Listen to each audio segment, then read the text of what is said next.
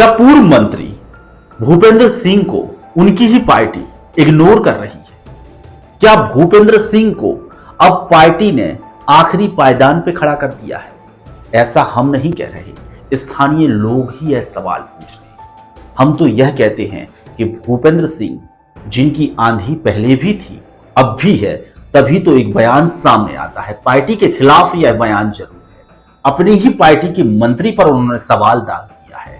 भूपेंद्र सिंह को पार्टी ने भले ही मंत्री ना बनाया हो, लेकिन जैसे ही उनका यह बयान सामने आता है, सनसनी आ जाती है। भूपेंद्र सिंह का एक बयान है जिसमें उन्होंने स्कूल का मुद्दा उठाया है। वो साफ कह दिया कि मैं एक विधायक हूं, मैं भी मंत्री रह चुका हूं, मुझे मालूम है कि सरकारी अफसरों जैसा जवाब ना दे तो बेहतर होगा।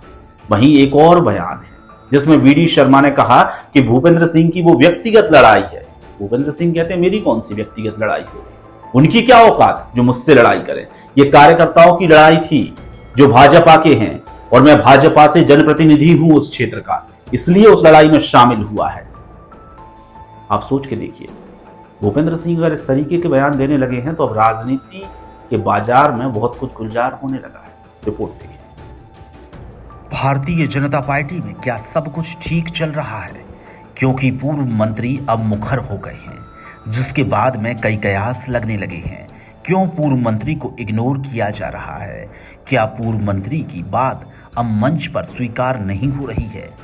पार्टी में जब कांग्रेस के लोग शामिल होते हैं तो पूर्व मंत्री का एक बयान सामने आता है जिसमें उन्होंने कहा था कि मैं भारतीय जनता पार्टी में जो कांग्रेसी आए हैं, मैं कभी उन्हें स्वीकार नहीं कर पाऊंगा।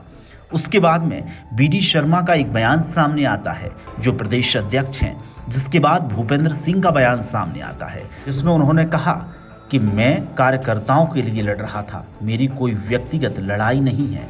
उसके बाद अब विधानसभा में भी भूपेंद्र सिंह ने जब ध्यान आकर्षण किया एक स्कूल के मुद्दे पर, फिर से अब बाजार गर्मा गया है। वह कौन सा बयान है, क्या उसका जवाब है, आप सुनिए। सर, आप भी मंत्री रहे हैं और ऐसे में अधिकारी गलत जानकारी दे रहे हैं, आप मंत्री पढ़ रहे हैं। देखिए, सवाल इस बात का होता है कि अगर कोई विधायक प्रश्न उठाता है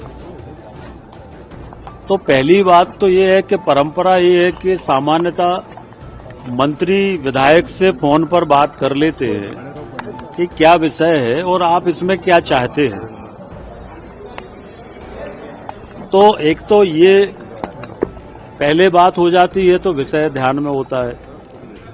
दूसरा मेरा ये कहना था कि अधिकारी अगर ये लिख दे कि क्षेत्र में कोई रोष नहीं है तो मंत्री को ये बात स्वीकार नहीं करना चाहिए। अगर है नहीं है तो बोलें। अब मंत्री अगर ये बोल दें कि कोई रोष नहीं है तो इसका मतलब विधायक गलत है। तो हम ये बोले कि हमारे क्षेत्र में जनता बहुत खुश है, यौन शोषण हुआ है तो जनता बहुत खुश है, हम ये बोले क्या? तो अगर रोष है तो मैं विधायक हूं वहां का, तो मेरे को पता नहीं होगा कि रोष है कि नहीं है। तो मैंने यही कहा कि कम से कम कार्रवाई हो ना हो, पर सरकार की ये जिम्मेदारी भी है कि विधायक अपमानित ना हो, इतना हमें अपने जवाब में इस बात का ध्यान रखना चाहिए। ये मेरी भावना है। वाहन को लेकर भी ध्यानाकर्षण की सूचना दी है। हमारे यहाँ पर अभी लगभग 2 माह में 5 बार चक्का जाम हो गया। मैं बार बार कह रहा हूं कि इस व्यवस्था को ठीक करो, क्योंकि वहां पर इलीगल तरीके से असामाजिक तत्व कुछ जो और लोग हैं मिलकर लोगों के साथ मारपीट कर रहे हैं।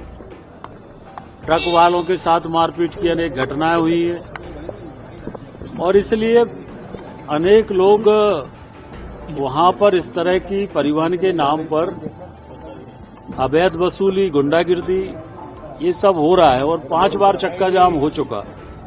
तो हमारे क्षेत्र की जनता जाएगी कौन से रोड से अगर वहां पर चक्का जाम होता है? तो कई बार मैं ही 2-2 घंटे फंसा रहता हूं। तो मैं चाहता हूं कि व्यवस्था में सुधार हो, चेकिंग हो, इसमें क्या दिक्कत है? चेकिंग होना चाहिए। चेकिंग होना चाहिए। ये आरटीओ को अधिकार है, परिवहन विभाग को चेक करना चाहिए, चेकिंग हो, पर व्यवस्था ऐसी हो कि जाम ना लगे, क्योंकि वो हमारा स्वर्णिम कॉरिडोर है, कश्मीर से कन्याकुमारी वाला रोड है, बहुत ज्यादा ट्रैफिक है और यार्ड छोटा है, तो इस कारण से 10 गाड़ी भी खड़ी करते हैं तो जाम लग जाता है। तो जनता को हर दिन जाम का सामना करना पड़ता। उस दिन भी एक ट्रक आ रहा था स्पीड में, अचानक एक किसी ने स्टॉपर उसके सामने कर दिया, व्हील वाला स्टॉपर, तो ट्रक पलट गया। अब ट्रक पलट गया तो ट्रक वाला इतना आक्रोशित था कि वो ट्रक में आग लगा रहा था, खुद के ट्रक में सारे ट्रक वाले इकट्ठे हो गए।